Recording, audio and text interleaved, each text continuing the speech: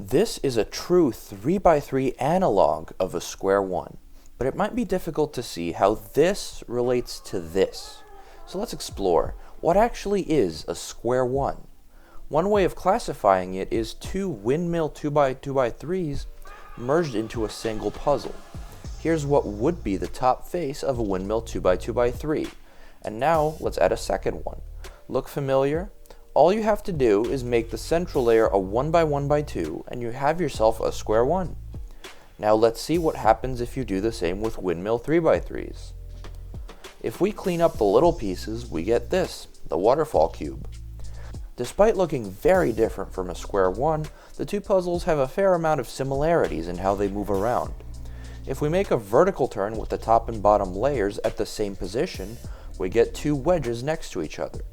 If you offset one of the layers, the shape doesn't change.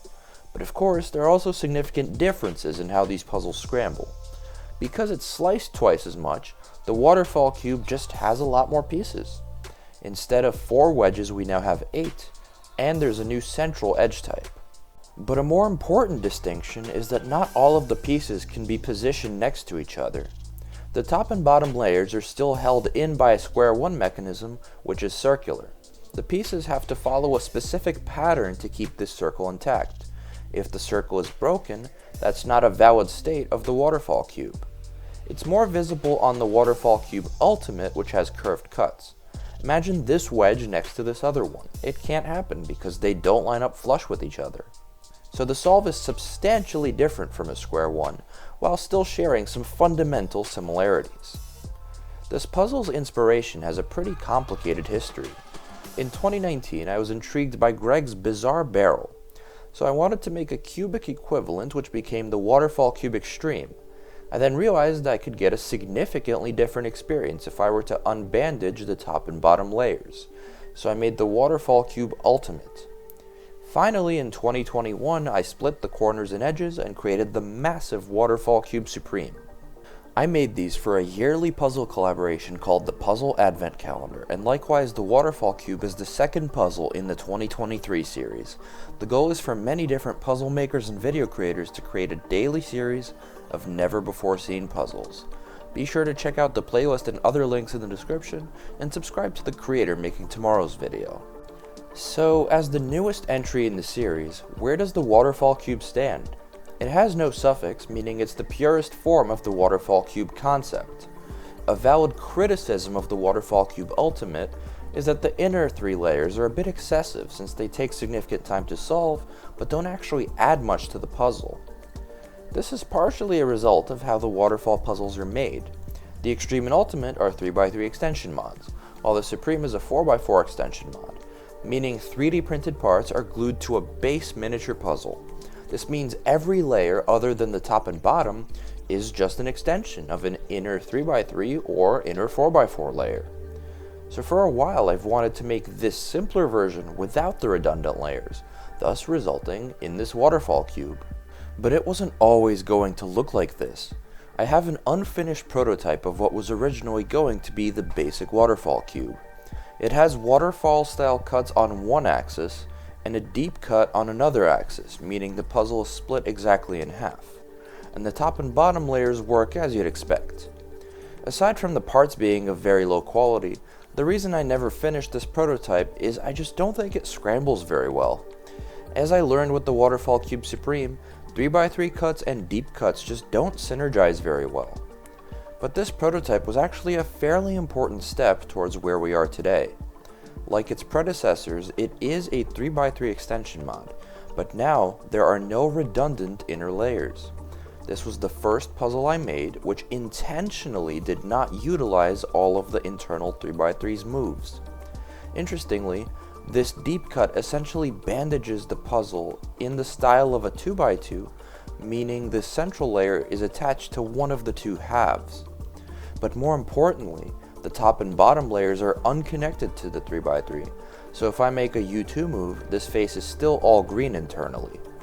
This central layer actually glues onto all 3 layers of the base 3x3, thus bandaging it to a 3x3x1 floppy cube.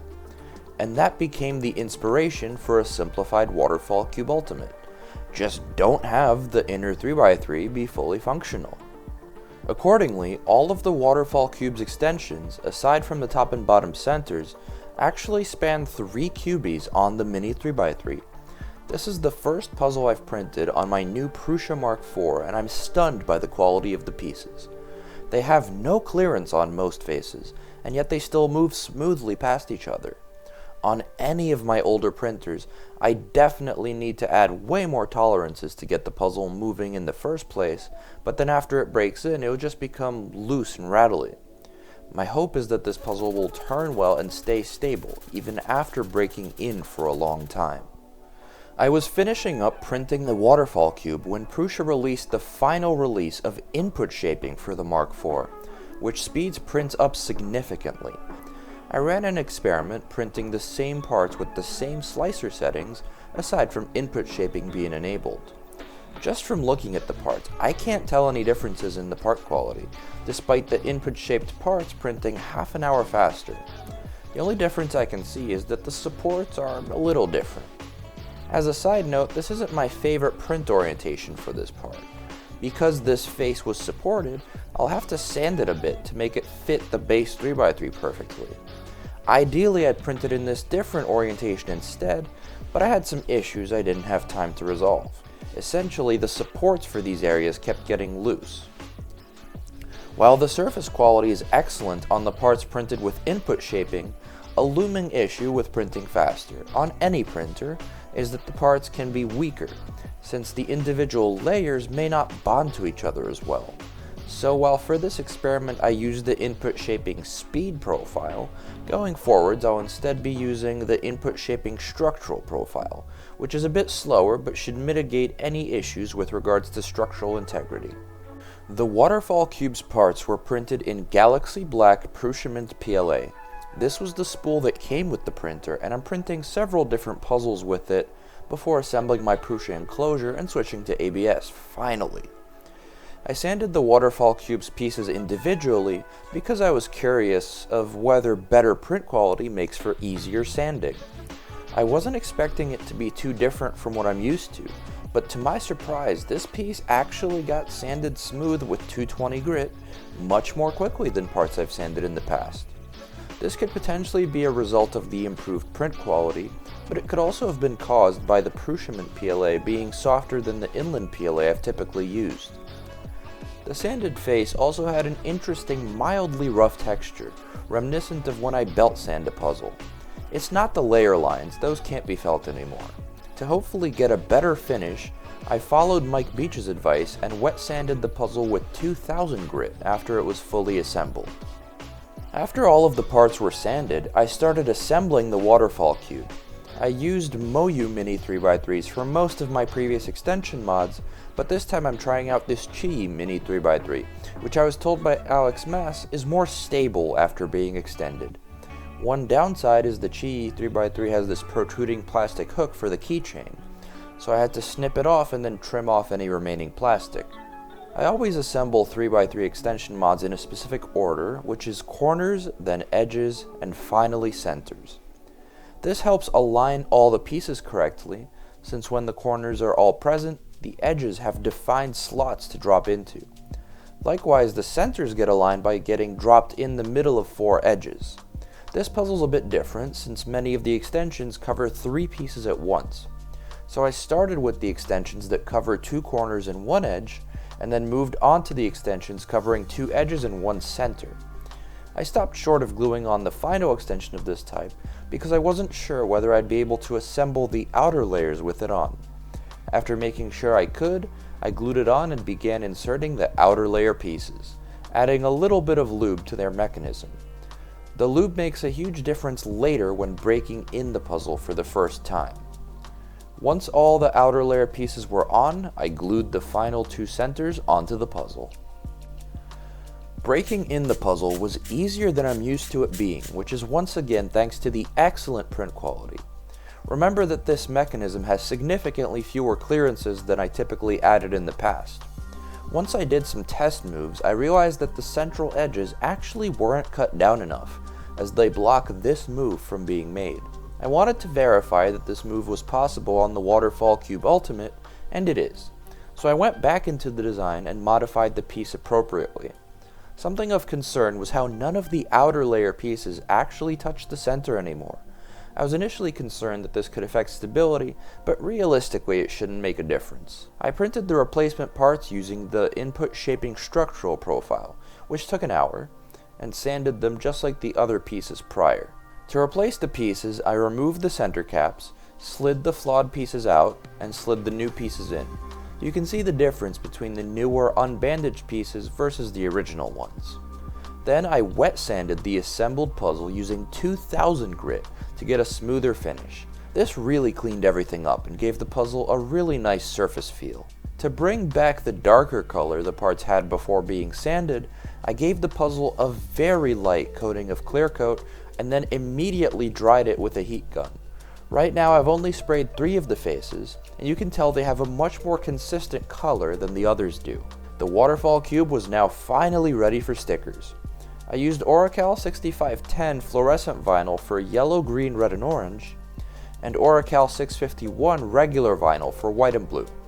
On previous puzzles I stickered all of the faces with Oracal 651, but I liked the way the fluorescent stickers looked on the mini 2x3x5 I reviewed recently, so I bought some for myself. Finally, the Waterfall Cube is complete. It turns pretty well. Obviously it's not close to being a speed cube, but it feels smooth and stable. The one aspect I don't like about the turning is that these Florian holes I tried out to potentially improve corner cutting actually make turns a little harder to get started since the outer layers can get slightly caught on them. I think if I applied the same Florian holes to the outer layers, then this would be solved, and that's definitely something I do the next time I make one of these. I'm excited to finally have a pure implementation of the Waterfall series geometry without the unnecessary central layers. Does this mean the Waterfall Cube Ultimate is now obsolete? Actually, not really. You can scramble the Ultimate in 2 distinct ways, but the regular Waterfall Cube can only be scrambled in one of them. The first is to get the top and bottom layers to such crazy states that the turns that line up are very limited, and the puzzles can't be scrambled as a 3x3 anymore. Both puzzles can be scrambled like this. The second way is to scramble the top and bottom with just a little bit of shapeshifting, and then the outer layers are locked in place and you scramble it just like a bandaged 3x3. The Waterfall Cube can't be scrambled like this because it doesn't support the 90-degree 3x3 turns on the vertical axis. So the Waterfall Cube Ultimate does still have a purpose and is not eclipsed by this new puzzle. Comparing the two, you might also notice that while the Waterfall Cube Ultimate has curved cuts, the new Waterfall Cube has straight cuts. There's a few reasons for this. I did first model the Waterfall Cube with curved cuts, and I thought it looked a little awkward. The outer layers on the Ultimate are significantly thinner, which makes the curves look better. Another reason is when the puzzle is thoroughly scrambled, the curved cuts can make it a little confusing to see what turns are actually available. Finally, the Waterfall Cube was just easier to print this way since it meant all the outer layer parts had flat surfaces on their sides. That's not to say that I couldn't print the curved pieces, but being that this was the very first puzzle I printed on a brand new printer, I wanted to start off with something a bit simpler to print. So that's all what went into making the Waterfall Cube. It's time to finally scramble and solve it, right after this B-roll.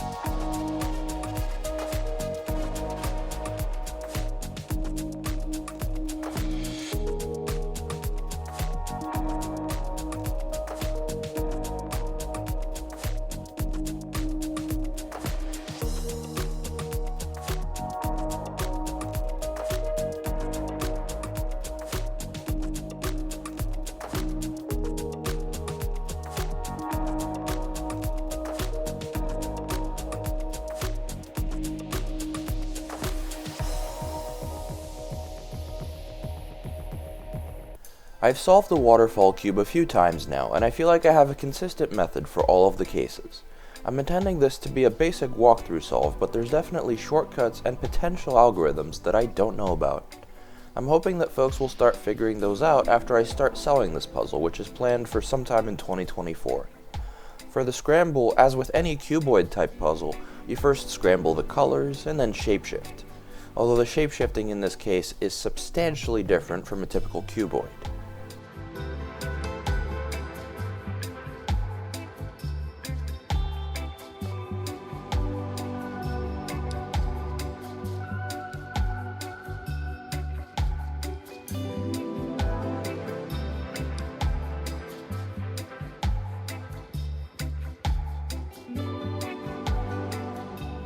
The first step of solving the Waterfall Cube, and the one I consider the most interesting, is returning it back into the cube shape. I have a general strategy of setting up two wedges next to each other, opposite to a corner next to a central edge. Then when you do a vertical turn, the pair of wedges splits up. The difficulty of this depends heavily on how thoroughly the puzzle was scrambled. While you can get all the edges next to each other, unlike on a Square-1, I wouldn't recommend going to this state on the Waterfall Cube. If you split the edges the wrong way, you can end up with this other state where one wedge is wrongly positioned. This state is very difficult to convert into a solved cube, to the point where you basically have to go all the way back to the state with all the edges next to each other and make sure you split everything evenly. I'm still not fully sure about this aspect of the Waterfall Cube, but I haven't encountered the difficult state on a Scramble where I don't put all the edges next to each other. This Scramble isn't too insane, so I don't think I should have issues.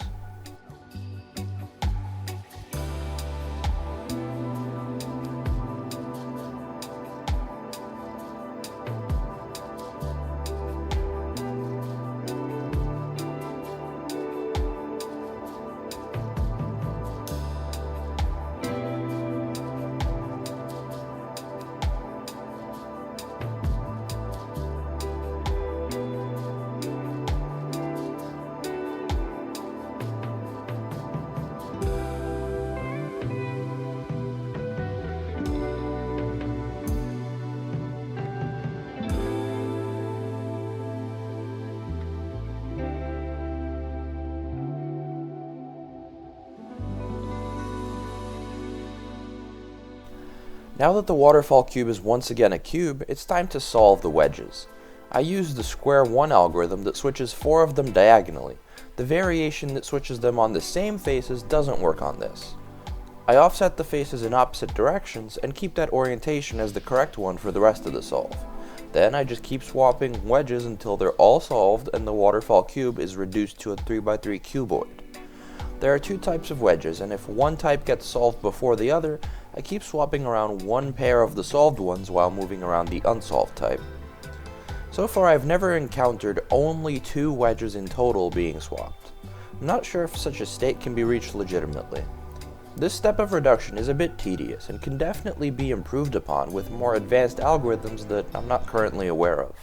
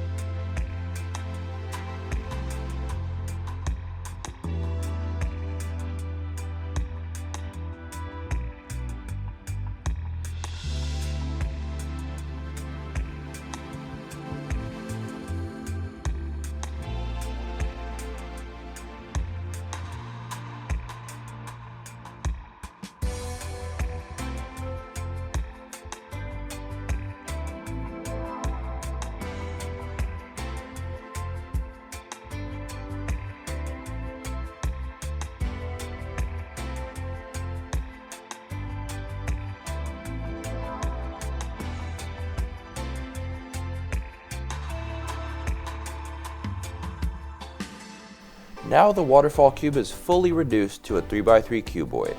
It's not a fully functional 3x3 since you can't make 90-degree vertical turns. It's basically like solving a 3x3x2, just with a trivial inner layer to fix at the end. I just have to make sure to preserve the paired up wedges.